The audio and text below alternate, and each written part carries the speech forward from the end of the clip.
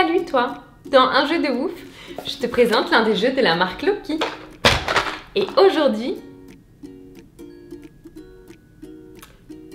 Non, je te présente l'un des jeux de la marque Loki. Et aujourd'hui, je te présente Farmini. Je suis désolée. Et je te préviens, Farmini a tout d'un jeu pour les grands, mais adapté parfaitement pour les tout petits. Quand on ouvre Farmini, on découvre un enclos dans lequel on va pouvoir mettre nos animaux, nos adorables animaux, mais aussi des fermes qu'on va devoir construire.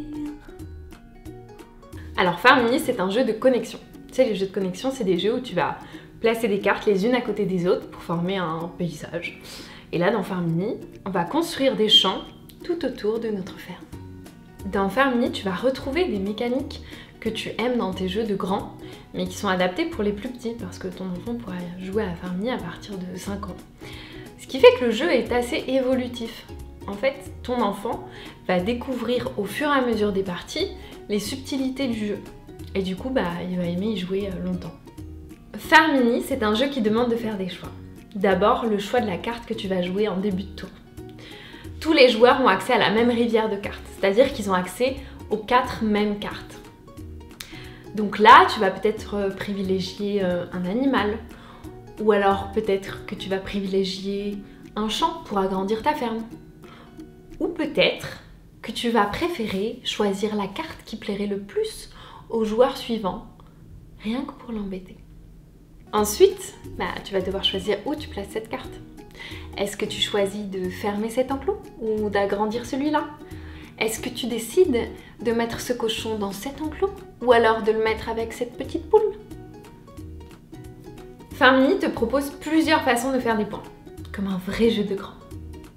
Ainsi, tu peux avoir des animaux dans ta ferme, mais attention, parce que si un loup est révélé au cours de la partie, il peut faire fuir certains d'entre eux. Et tu peux les perdre. Sauf si tu les as protégés dans un enclos. Tu peux aussi miser sur le maïs, mais encore une fois, attention, si tes champs de maïs ne sont pas clôturés à la fin de la partie, ils ne te rapportent pas de points. Et alors, tu peux aussi mettre du maïs dans tes enclos d'animaux, mais alors là, pareil, les maïs ne rapportent aucun point à la fin de la partie. Logique, ils ont été mangés par tes animaux. Et en parlant de ça, Roxelane, même si ça lui rapporte pas de points, elle prend toujours soin de mettre du maïs dans ses enclos d'animaux pour pas qu'ils aient faim. C'est vraiment l'anecdote la plus chou. Farmini propose aussi un mode solo. Alors c'est top pour faire patienter l'enfant pendant la préparation du repas ou alors en temps calme avant le coucher.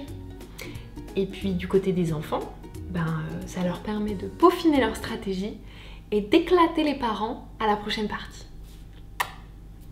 Avec Farmini, les enfants aiment la mécanique de construction. Ils voient leur ferme s'agrandir au fil des tours et prennent beaucoup de plaisir à remplir leur enclos avec d'adorables animaux. Ils vont comprendre les subtilités et les enjeux au fur et à mesure des parties et vont vous étonner avec leur stratégie bien huilée. Voilà, Farmini, c'est un tout petit jeu à partir de 5 ans. Ça se joue entre 1 et 4 joueurs pendant environ 15 minutes. C'est un jeu de Marie et Wilfried Faure, illustré par Anne Patzke. Ça se trouve déjà en boutique spécialisée et dans certaines GSS pour environ 9 €. Sur ce, je te souhaite une journée de bouffe et je te dis à bientôt.